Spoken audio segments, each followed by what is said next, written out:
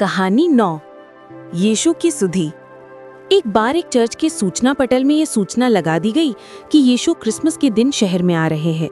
वो किसी के भी घर में आ सकते हैं, इसलिए सब तैयार रहें।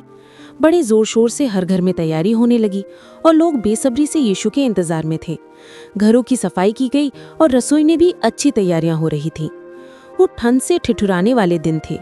एक भूखी, कमजोर, ठिठुराती विधवा अपने बीमार बच्चे को गोद में लिए हुए एक घर के दरवाजे पर खटखटाती है। ये तो यीशु ही होगा। उत्तेजित होकर घर की मालकिन ने दरवाजा खोला, परंतु विधवा को हाथ फैलाए मांगते देखकर निराश होकर दरवाजे को जल्द बंद कर दिया। वो लाचार विधवा घर घर जाती और सबका बर्ताव वैसा ही था। आखिरकार एक दरवाजा खुला और एक व्यक्ति बाहर निकल पूछता है, तुम कौन हो? साहब, आज दिन भर से मैं भूखी हूँ और मेरा बच्चा भी बीमार है, कृपया। वो गिड़गिड़ा रही थी। उस व्यक्ति ने द्वार खोलकर उससे कहा, अंदर आ जाओ। घबराकर वो अंदर आई और संकोच में वहीं खड़ी रही। वो बोला, तुम्हारी तो हड्डी भी ठंड से अकड़ रही होगी, आग के पास बैठ जाओ। कहकर उसने कुर्सी आग के पास सरका दी। उसने आवाज लगाई, डेजी, यीशु के लिए तैयार किए गए गर्म सूप में से इसके लिए ले आओ। इसके लिए कोट और प्लेट भर खाना भी ले आओ। और वो बुखार से तप रहे बच्चे की देखरेख में व्यस्त हो गया। बेटे को आवाज देकर कहा कि पैरासिटामोल की दवा और चम्मच लेते आए। उस स्त्री ने सूप पिया और रोस्ट भी खाया। तभी डेजी ने बच्चे को गर्म दूध भी पिलाया। उस स्त्री ने और भोजन चाहा, फिर और चाहा। आखिर में वो संतुष्ट हो बल पाकर उठी।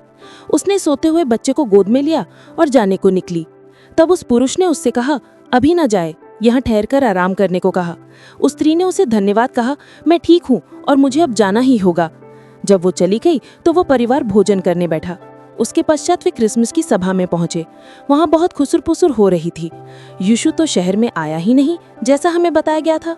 पास्टर साहब से लोग शिकायत करके कह रहे थे। पास्टर ने उत्साहित होकर कहा, जी हाँ, वो आया था।